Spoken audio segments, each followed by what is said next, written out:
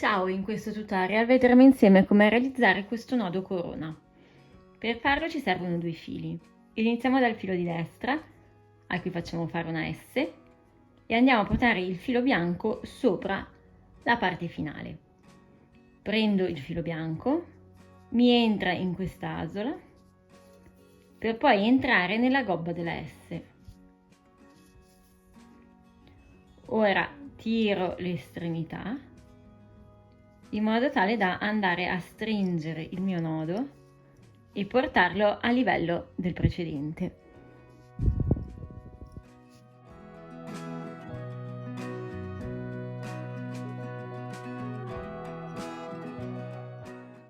E ho così formato il mio nodo. Rivediamolo l'ultima volta insieme. Parto da questo di destra, faccio fare una S, va sopra, passa all'interno di questo buchino e dentro la gobba della mia S. Tiro,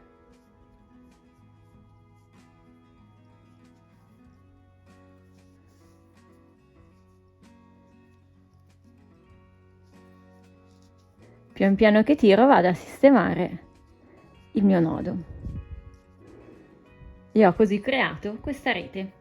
Posso poi proseguire con tutti i fili sotto.